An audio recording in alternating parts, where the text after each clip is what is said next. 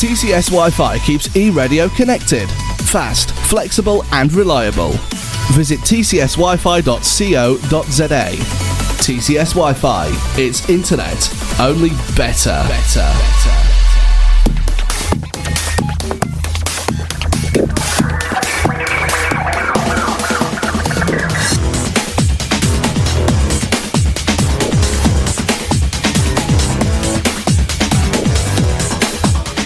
And time it is again for techPLUS. Welcome to you if you just joined us. Also, if you're new and listening, a very big welcome to you. You can get in touch with us during the show on 081 060 1640. And please don't send nudes. It's just for messages, of course, relating to the show. Also, no phone calls, please. You will be rejected.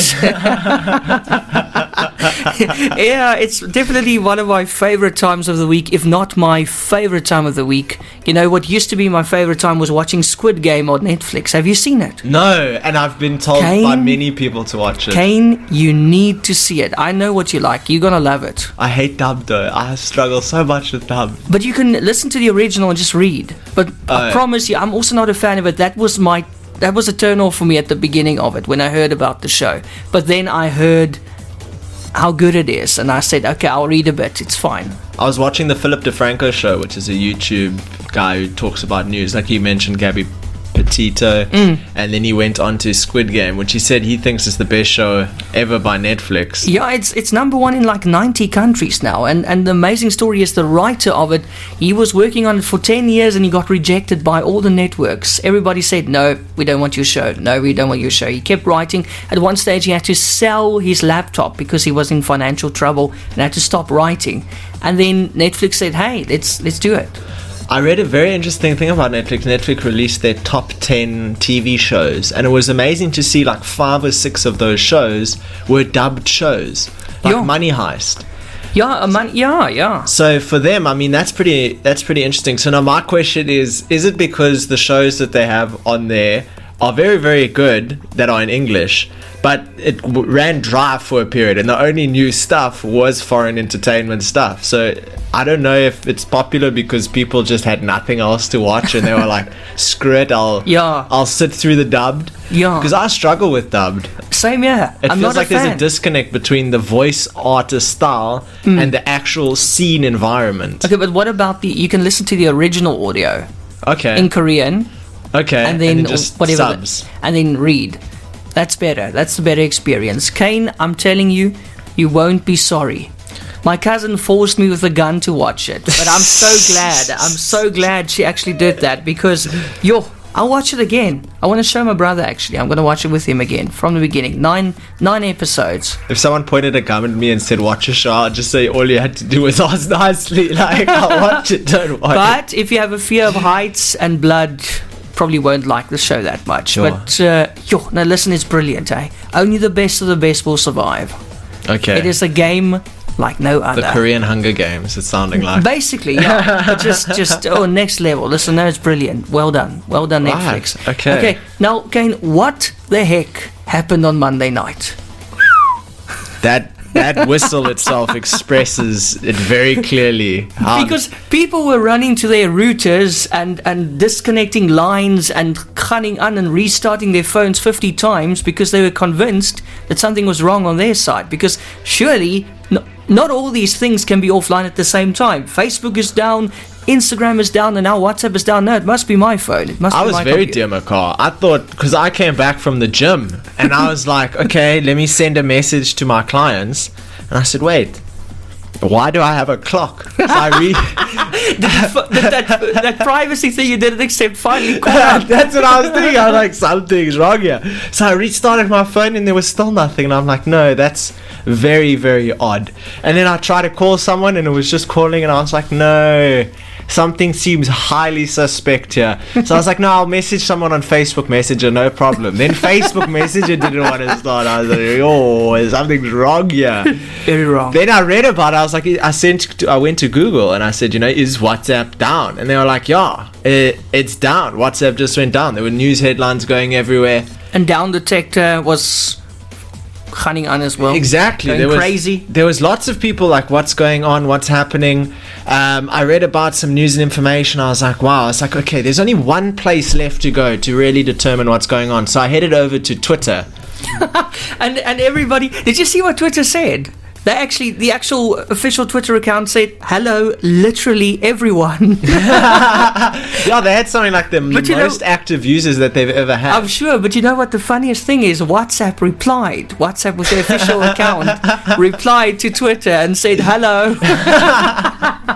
And then McDonald's chipped in as well, and they were like, hello, and then somebody tweeted them and said, hey, go and fix your ice cream machine.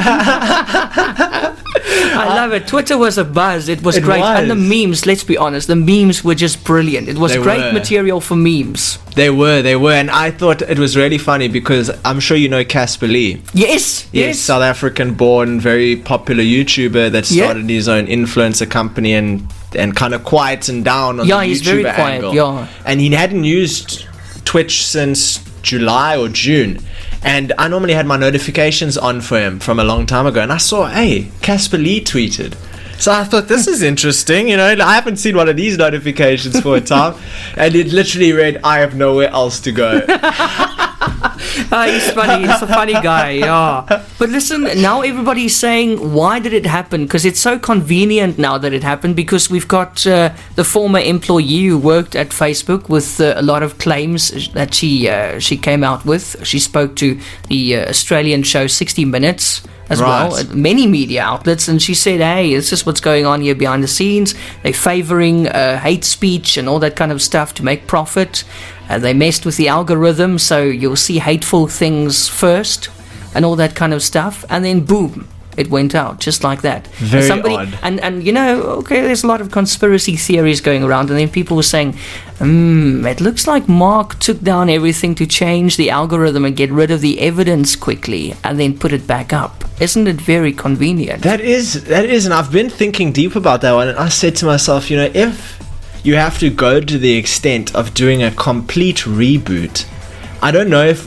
The thing is, I'm not a tech-orientated enough person to say whether or not Facebook can remove evidence without having to reboot their system. And if that evidence that they were hiding was greater than the value of the amount that their stock plummeted, then it would make viable sense to do a reboot and lose 6% shares versus do nothing, get the evidence come to light, and then lose more than 6% of their shares. So if it was a strategic move, it was very clever, but the hack itself was, or the misconfiguration of the servers, they put it themselves, was very suspicious, because someone went onto Reddit, one of the Facebook employees, and said they couldn't access the building. The physical building. They couldn't actually swipe their card and get security permissions like to Facebook enter. vanished off the internet completely. Exactly. Their DNS and everything. Everything was gone, and then that post was later deleted. Oh. Which is even more like very suspicious. Yeah. Why did he feel pressure? Did someone track him down? Did they say take that off right now? But guess what? Guess where Mark Zuckerberg was when it all went down? Apparently he was on a boat. So like kite surfing or something. He was on a boat in the sea. He was tubing far out in the sea in a boat when he went. So he wasn't at the office at all. But I mean, we'd never know if there was a phone call from that boat saying, do it. Zuckerberg was in the boardroom and they're like, Zuck, I think it would be a good idea if you just left for a bit. Just here's a boat ticket, go wherever you want, we'll sort this out. And just lose 8 billion of your net worth, it's fine. Well, for Zuckerberg, 8 billion is like, it's like you're losing 5% of your salary. Oh, okay, I can walk this one off, no problem.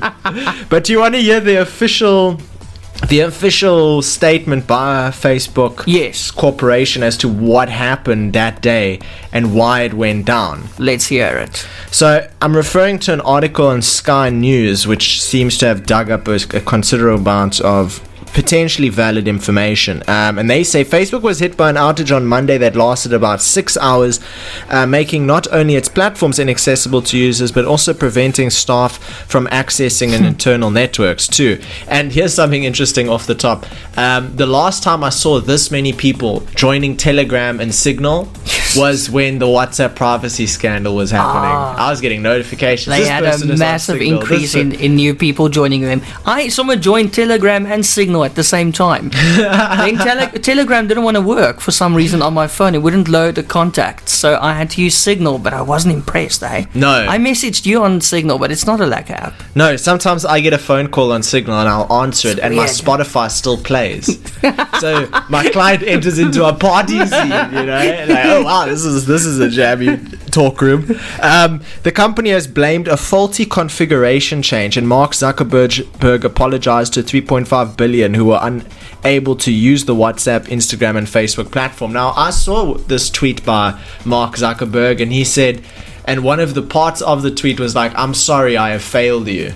Sure. That's what he said, and I thought, oh, that's like, you seem like you're having a bit of a breakdown there on your crashing servers, because I wouldn't say Mark Zuckerberg failed us unless he's the technician, there welding the servers. So I don't know why you would say that, but it was a bit odd.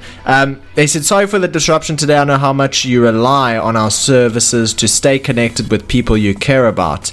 So what went wrong? The issue appears to have been caused by a networking issue, in particular an update which broke how the company advertises where its servers are to the internet using something called the Broader Gateway Protocol. Now, I don't really understand why they chose the terminology advertises where its servers are, but to give a good idea of what the Broader Gateway Protocol does is it communicates to your devices where your devices need to connect to in order to establish a connection with that particular service provider. So if it was WhatsApp, your device would look at the Broader Gateway Protocol, see, okay, I need to connect here, here, and here. It establishes that connection, and then the service is provided. So the Broader Gateway Protocol was the thing that went down, which made it not possible for any device or browser to actually know where to connect to receive the data that it was looking for. But more than that, it wasn't just from a device to a server point of view. It was also from Facebook has a Facebook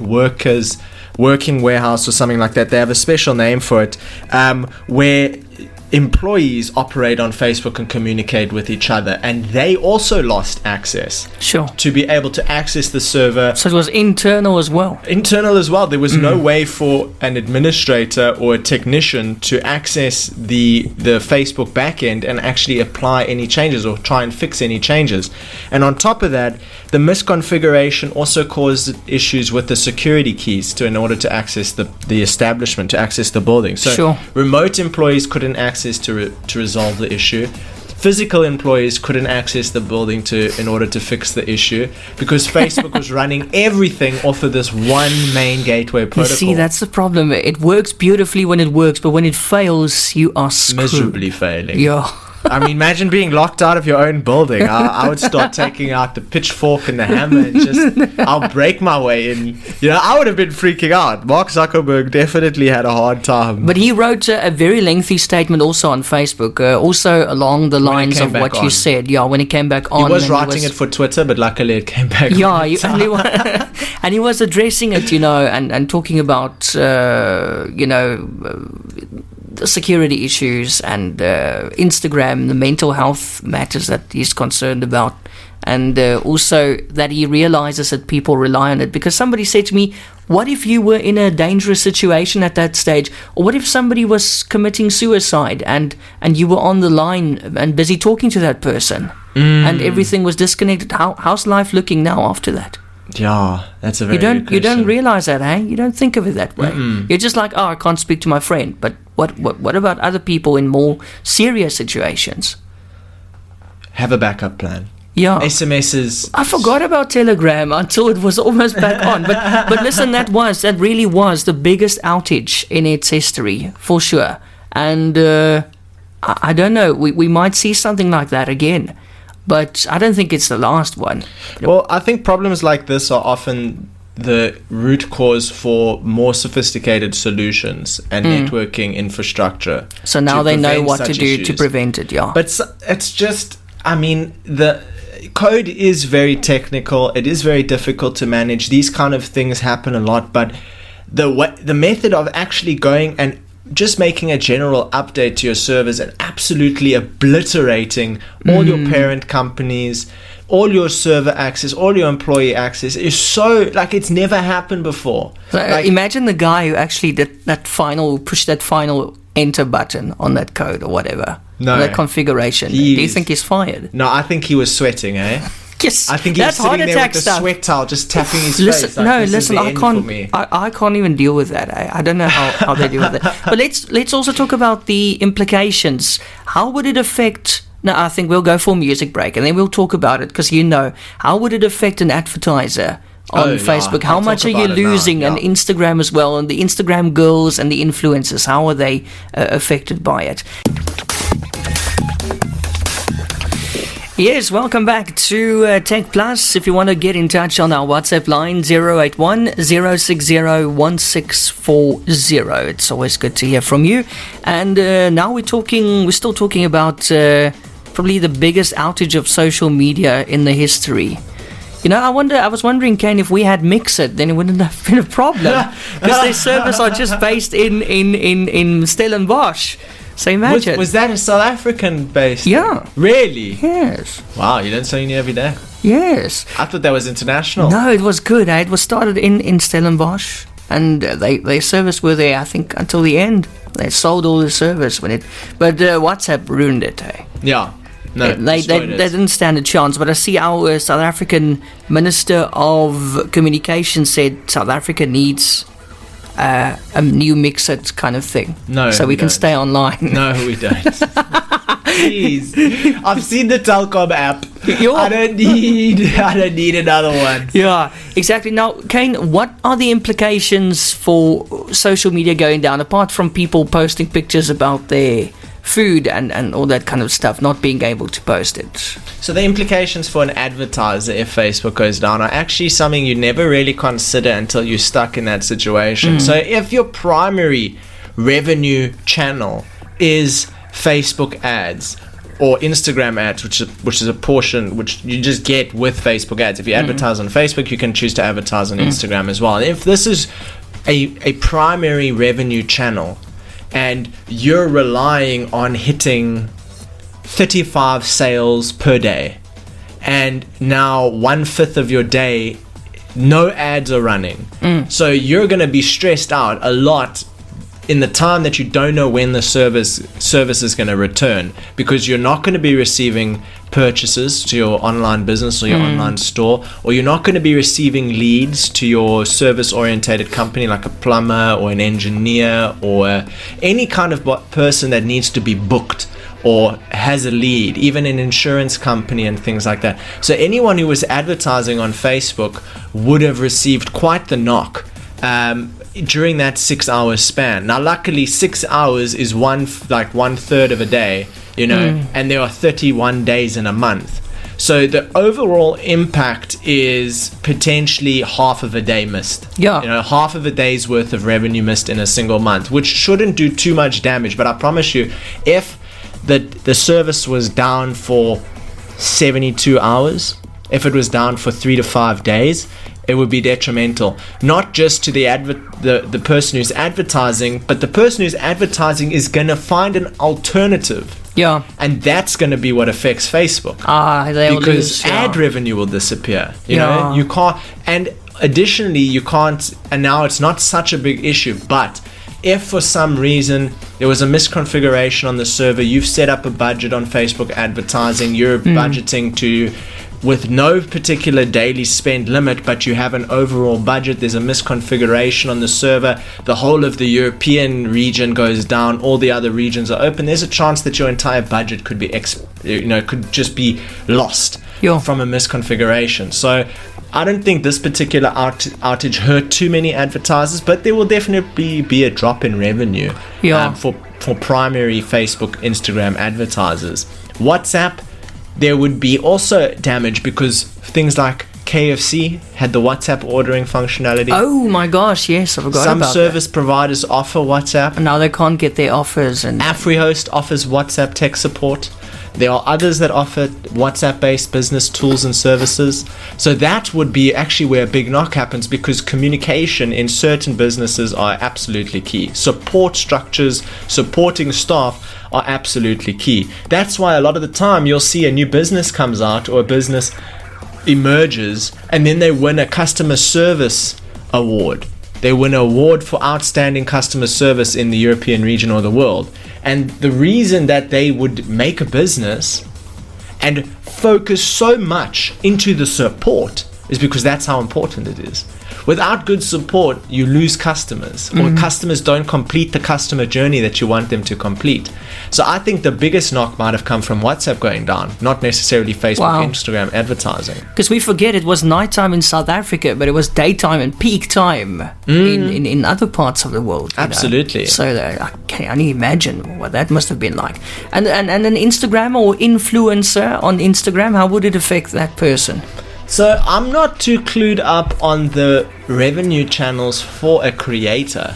I think definitely businesses that, like an influencer that has a shoe store, would be someone who takes a knock. But an influencer that makes fun, creative videos isn't necessarily a major knock. Because if for any reason Facebook and Instagram shut down for an unknown amount of time, people will still go find them on another platform. They will still go to TikTok and look for them. They will still go to Twitter and look for them. So that's why we saw the uptake in Twitter acquisition and Twitter activity. So I think influencers wouldn't have been too hard hit, but they definitely have a wake-up call for any influencers that are primarily using Facebook or Instagram are going to be in trouble. I think the biggest threat or biggest fear that might have come from it is people who used Instagram and Facebook to catalog their life, to have family photos, to have photos with friends, to have stories where they had something like amazing in their life and used it as a highlight. If Facebook server wouldn't have come back properly and Instagram servers wouldn't have come back properly, they risked losing a notable amount of history that they might have had across 6, 7, 8 different phones. Exactly. So those users might be thinking, oh wow, I need to really keep my stuff, you know, not rely on a platform like Facebook or Instagram to manage, host, and have my own only access to family history. It taught us not to be so reliant on it. Exactly. Yeah, we are really too reliant on it. I was actually thinking, what would happen if it never came back on? How would we... I was quite lost. Would you be able to carry on with your life? I think I would carry on, but I was lost. I was like, my WhatsApp's gone. It felt like we went back to the 80s or something. Yeah, I have frequent conversations. But I was SMSing somebody. Imagine. You were SMSing me as well, I think. I was like, what messenger application is this? I was like, what the hell? What is it like? Normally I only get payment notifications on this thing. I was went way back in time and got SMSs. Remember when we just used to SMS? That was the primary communication channel. Yeah, but send me an SMS. So limited. So what, 160 characters or something? 160 characters, £1 in SMS. Yeah. I mean, you speak to 10 friends. Very expensive during the day. Yeah. Nighttime was good. It was like 30 something cents. No, I got absolutely mutilated by those SMS fees. I would go buy like £10 airtime and I'd send all 10 SMSs and I'd be done. Yeah. That would be my whole Remember pocket those money scratch gone. vouchers, those Vodacom scratch vouchers that came in those little packets, and then you would open it. And images couldn't be sent either. Do you remember that? Yeah, like you couldn't send a big image. That was before MMS. MMS. Like an MMS. Yeah. And even before that, there was nothing. Yeah, and even before that, they made pictures by using the commas and things. Remember the operator logos? I remember that. Remember those little booklets that you used to get with the operator logos? Then you would SMS the code to the number, and then your operator logo arrives. Yes. And then you would have it on your main screen. It could say your name or whatever. Those were quite pricey, actually, at the time. So if you sent the wrong code, and then you would get it, and if you didn't save it, it would just be gone. You couldn't get them to resend it. It's crazy to think, because usually it's just a portion of the world that's cut off from these kind of services. But to know that the entire world suffered this. And also to be noted that WhatsApp in South Africa isn't as advanced as WhatsApp overseas. WhatsApp overseas you can actually make payments with. Ooh. So some businesses wouldn't have been able to receive payments. Sure. When are we getting that functionality? I know. What's the hold up? They said they would bring it, but then South Africa said only if they can buy electricity via WhatsApp. Sure. I'm joking, but that would be quite funny. We're still going to talk about Windows 11 because some people are trying it out. They say they're getting Vista vibes from it. Vista vibes. That's not good. No. That's not good. I also saw something about Windows 11. It was the first time ever I was searching in some software. I think it was Handbrake.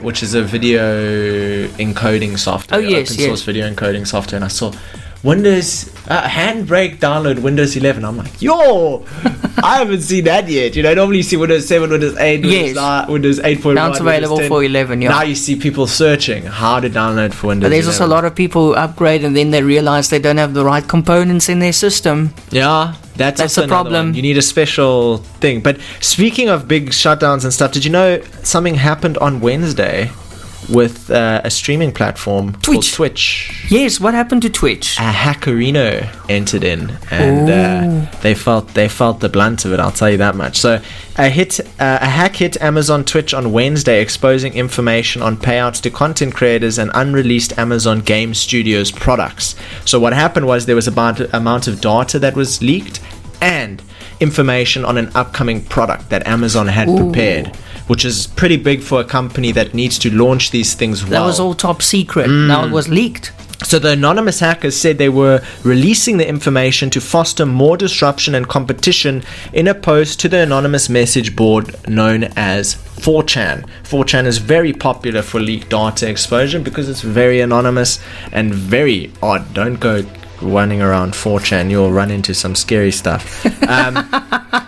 Amazon's video streaming service Twitch was hacked in a breach, and this breach included details on payments to content creators and an unreleased product from the Amazon Game Studios.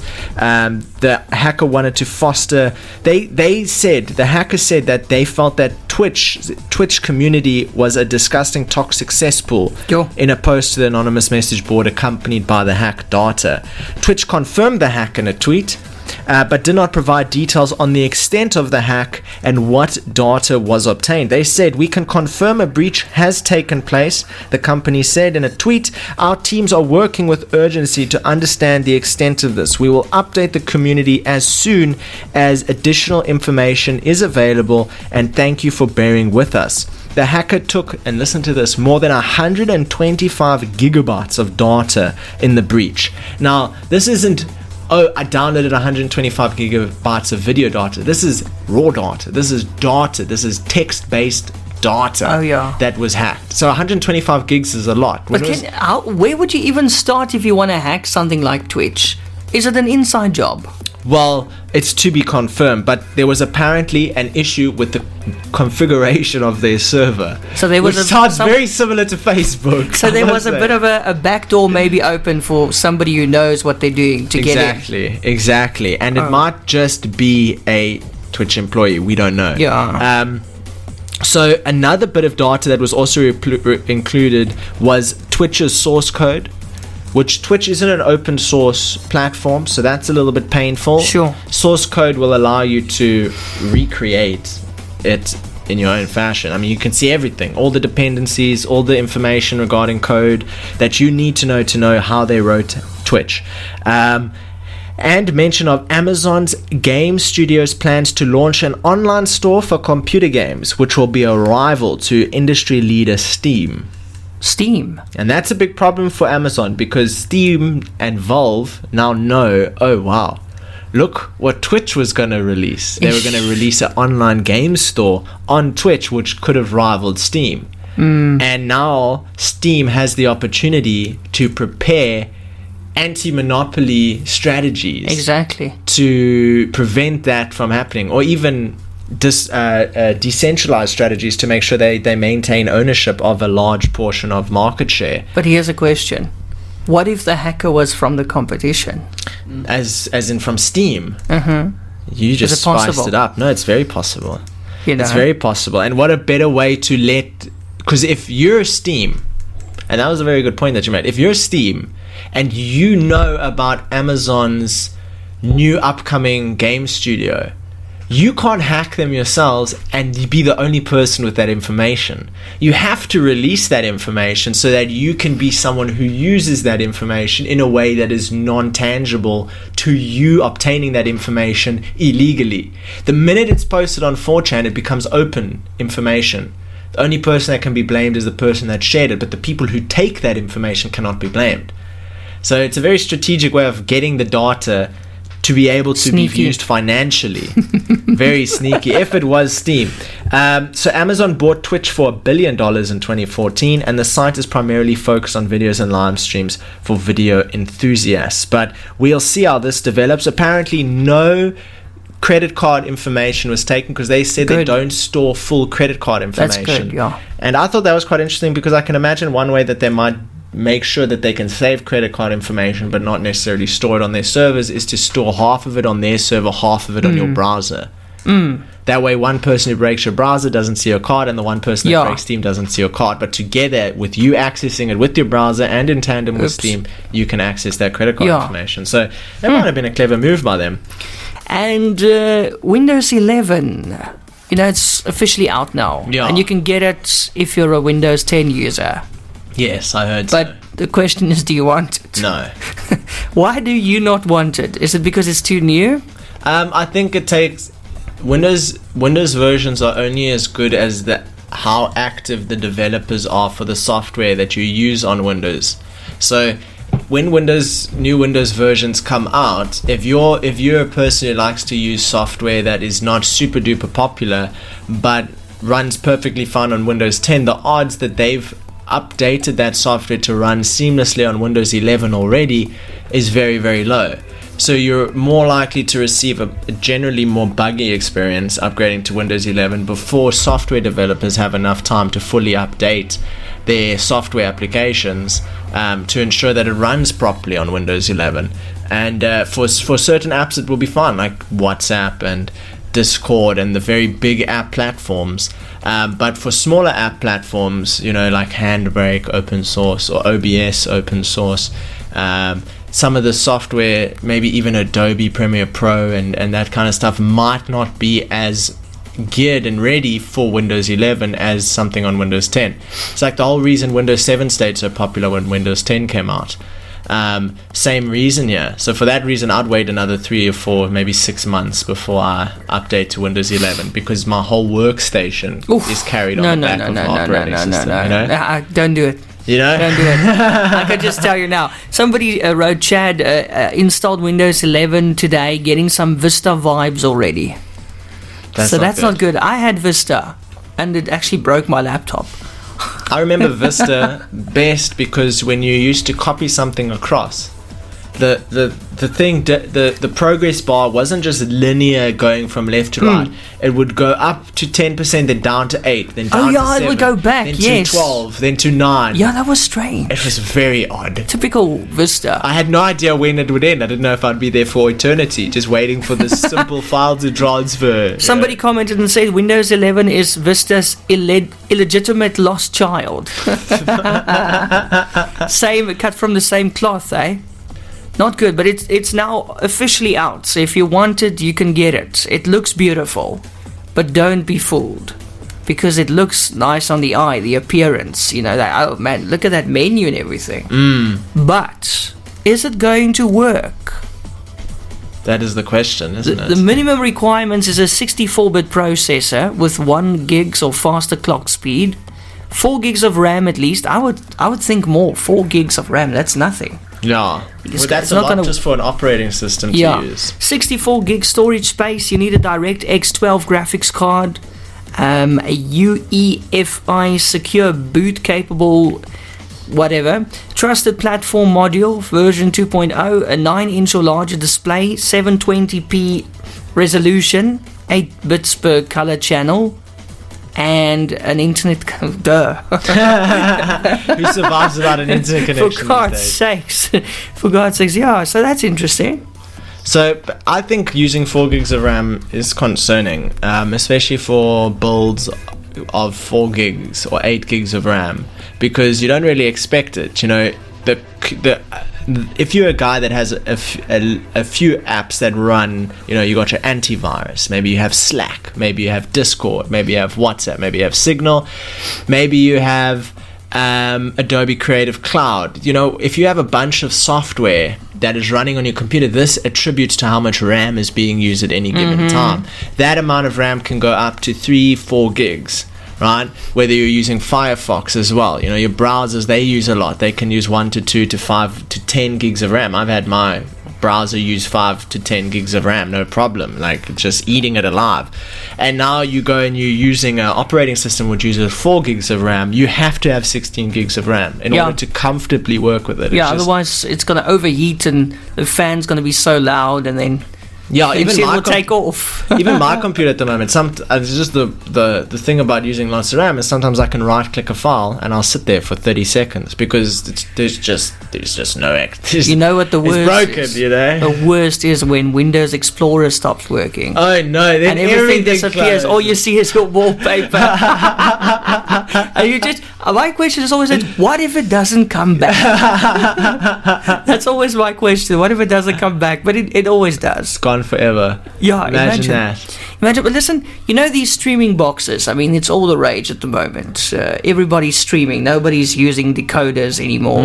Last week we spoke about taking decoders apart and using the hard drive inside. Yes. But the Telkom lit streaming box, at one stage it came with a few of their products. They actually gave it away for free.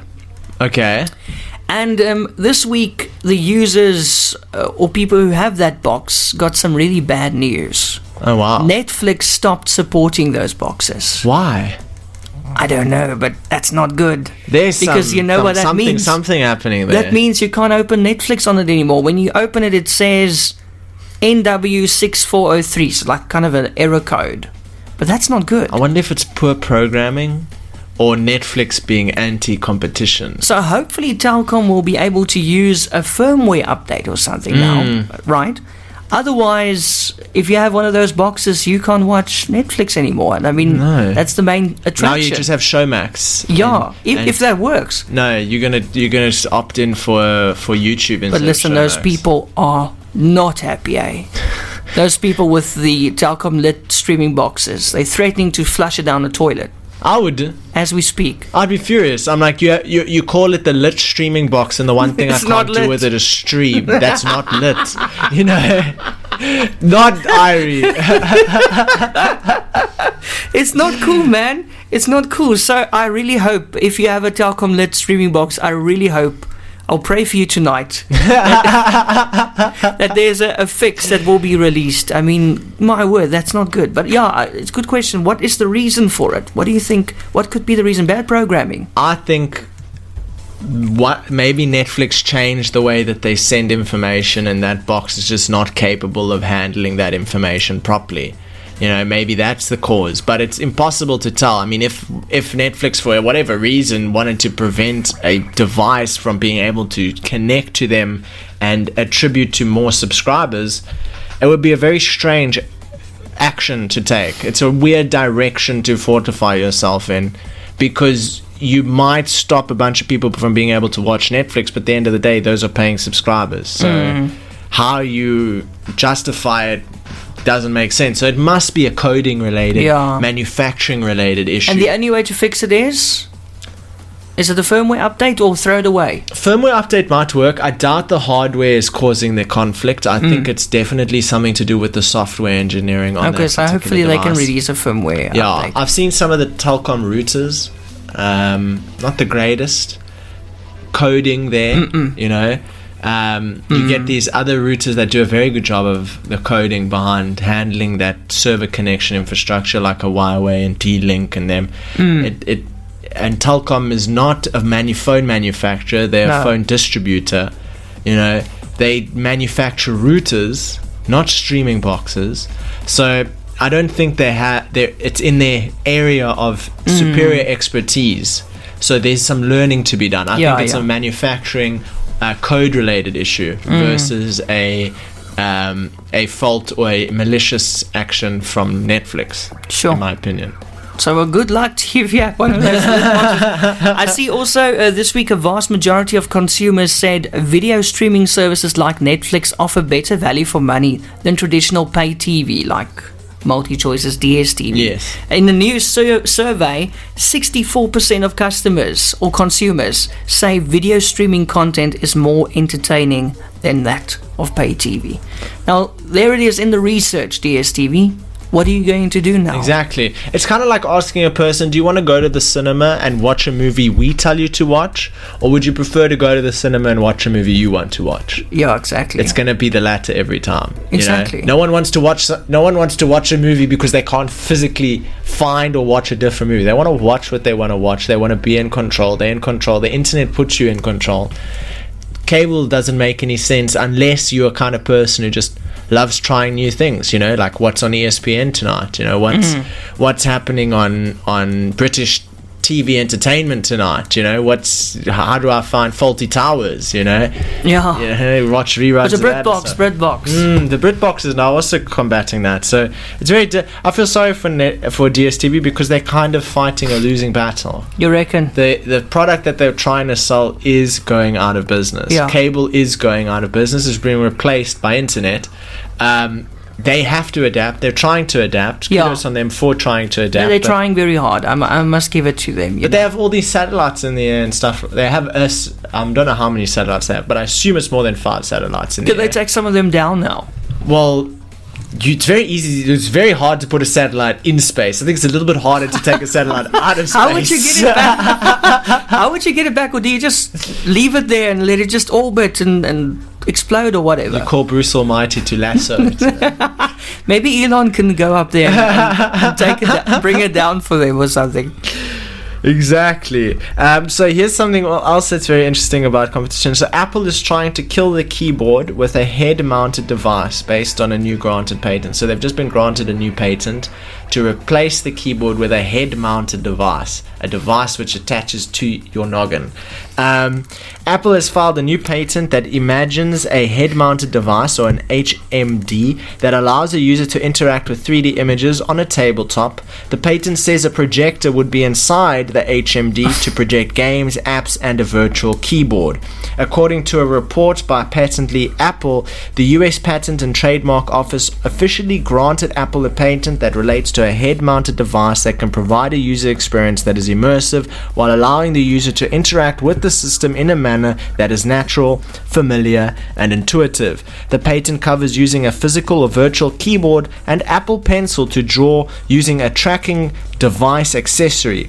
The virtual keyboard could provide users with many advantages over a physical keyboard. So I think it's trying to create an environment that is multi-purpose, right? So you wear this head-mounted device, you can project a keyboard, you can use the keyboard, you can use an Apple Pencil and you can draw, you can project buttons and play a game. You can do a variety of things, and it's a very interesting move from Apple because Apple notes that a keyboard is an example of an input device that is familiar to many computer users. The use of a head-mounted device can keep a user's hands free to operate a keyboard or another device in a manner that is similar to the use of a keyboard, which makes very little sense to me.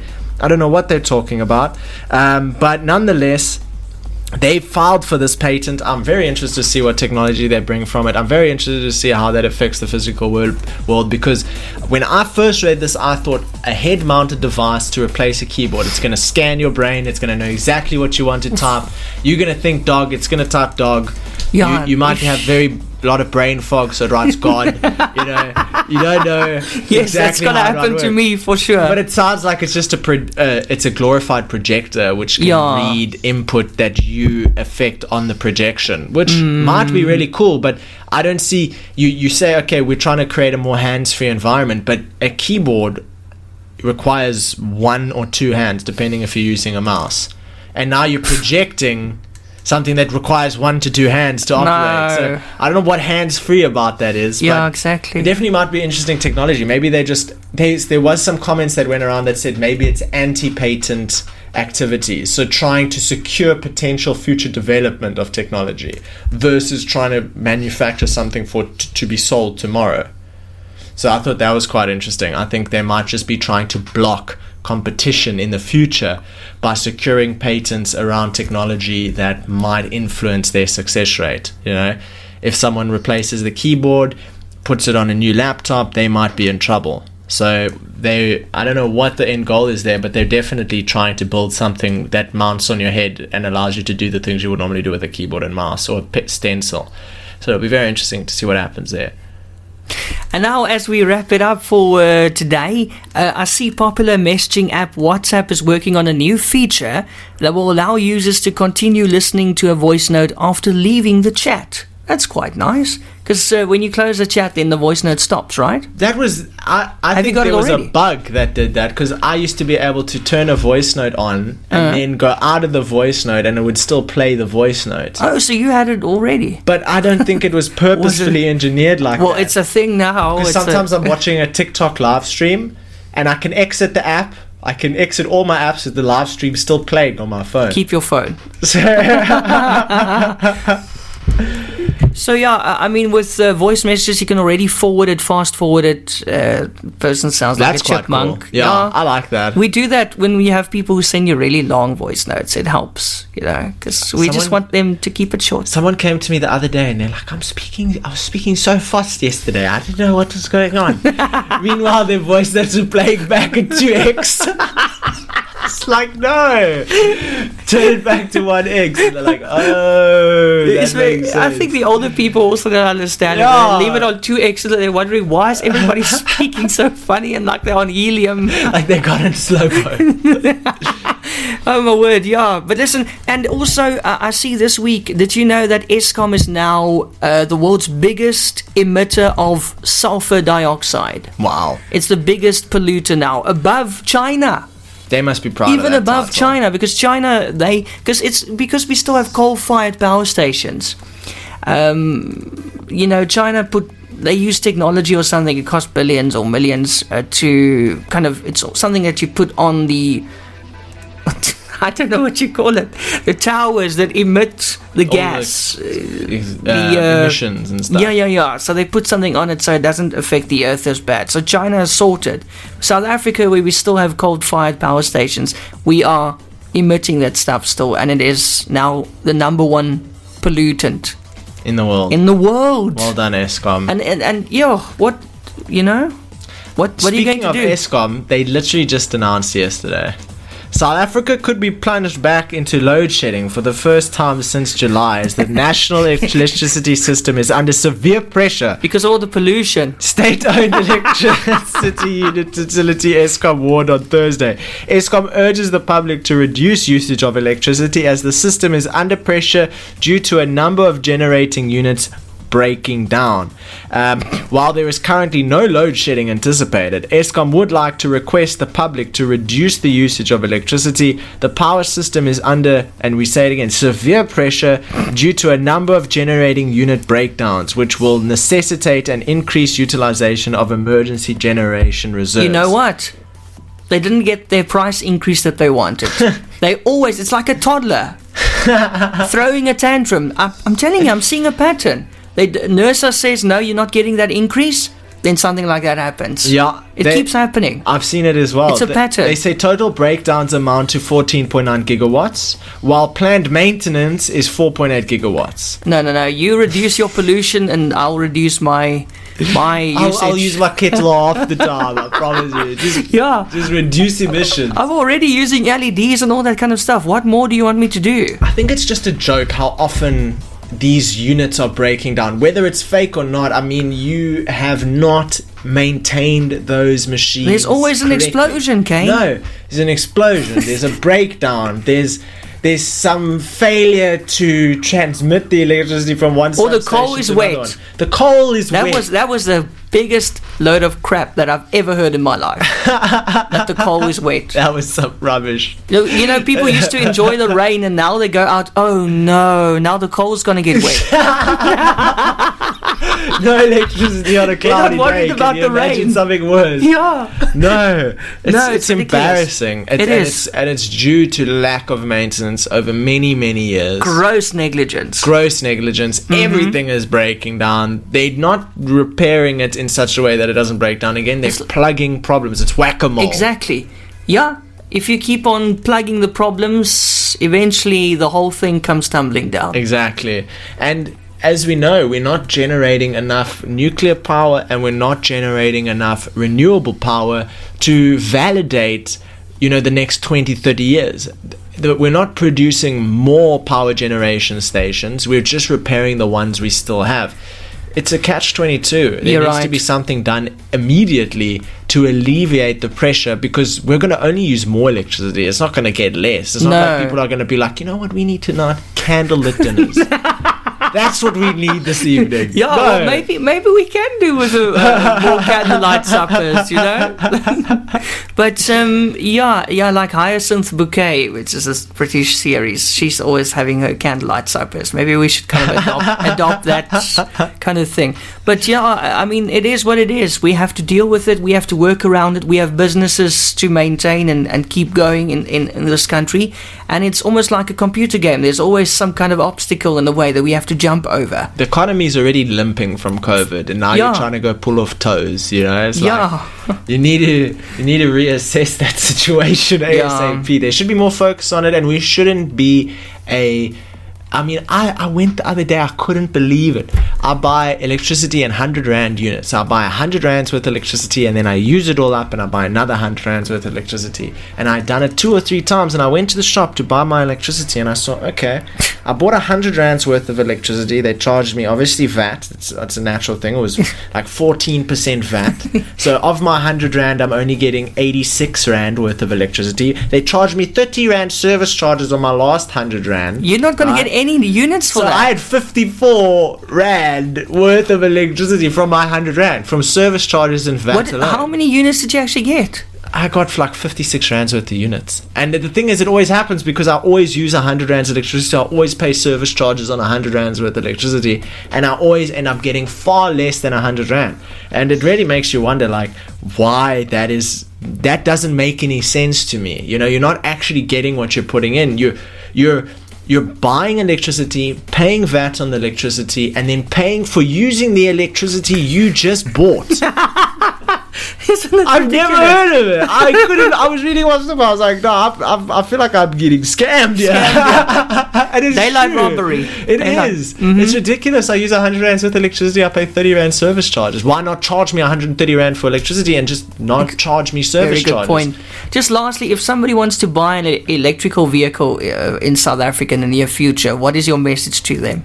Do it. But find your own way to charge the thing. Plug it into your generator. Yeah. Get really good with potatoes and water and kale. Do something. But I wouldn't actually get an electric vehicle right now until we're at such a stage as you can go to a garage and they have a power port. Little port, yeah. Yeah. Because you can have the best car in the whole world. You're not gonna break down on the road, run 100 kilometers, buy a supercharged battery and run back to your car and charge it. It's not going to work. Yeah, imagine. So go hybrid for now. I'll go hybrid. At least you have a fuel combustion engine. Yes. That you can at least top up with 5 or so liters to get you back onto the road. But with an electric vehicle, if it dies, it's dead. Imagine on the end out in the middle of nowhere. Where do you plug your car in? No. You're gonna go take jumper cables and plug it in. It's like I can't think of how it's gonna work. You're gonna be stranded. No, that thing's gonna blow, and you know how long it burns. Don't do that. No, don't do it. I would say South Africa should be more focused on the infrastructure for electric vehicles, because combustion vehicles, if you just think about the sheer number of vehicles driving and the amount of carbon monoxide and how much pollution as a whole they generate, it doesn't make any sense. But there's another problem in South Africa. If you're replacing your fuel-based car, your combustion engine, with an electric engine, and you have to charge it, but to charge the electric vehicle you're burning coal, you're still polluting. And you need a renewable, so what you're saying, or nuclear. We just can't win reserve. Yeah, at this stage. We just can't win. First steps first. Shift away from the coal burning electricity generation strategy. Then bring electric vehicles in. Otherwise, you're just yin and yanging. You're either burning fuel and emitting pollution, or you're charging your car based on pollution electricity generation. It's just doesn't make any sense. So we have to fix it. Eskom shouldn't be a monopolized company. There should be multiple companies with lots of competition that are all aggregating, so that you can choose if you're moving into an area that is supported by a specific power generating company that could influence your real estate decision, or the infrastructure is shared. You choose the fees and the product that best suits your needs, and you go with them. That's what we need. We need competition, because Eskom would just flutter into non-existence if there were 3 to 5 other power companies that were generating similar power capacity. Now they're saying we can generate our own electricity, but I mean, that's small amounts. It's not going to make a difference. Maybe it's going to light up one neighborhood, Yeah, no. You're riding you with your solar power panels and windmill up outside your house. Windmill might help, but at the end of the day, we need large scale infrastructure. Yes. Very commercial level, high grade industrial infrastructure that generates large volumes of power greenly, or even via nuclear is still somewhat better, even though you're dealing with a lot of waste. Nuclear power generation stations have a lot of waste product that we don't have as the world. We don't have the capacity to safely stow that away. No. We're building deep underground storage facilities to store the waste material, which has like a 500,000 year lifespan or something exactly, like that. But they don't exist yet. They're just being carefully kept until that is built. So there's some thinking to be done. And they want to give us a second nuclear station, but I don't think it's safe. As long as I don't buy from Russia or something, I think I can do with it. As long as I don't have load shedding. I hate load shedding so much. It's terrible. It's so bad for productivity. Anyway, that's a wrap for this week's show. Man, we covered a lot of ground today. We did, eh? It was a good day. Yes, good week. like it. Let's hope there's no more technical failures when it comes to social media. Let's just keep Facebook up for a little bit. Let's see if we like it still. Exactly. Kaine, thank you so much. Until next week, same time, same place. Thanks so much for having me on. It's always good to be on the show. And thanks to all our listeners for tuning in. Enjoy. Cheers. See you next week. Enjoy the rest of your week and your weekend. You too. Bye-bye.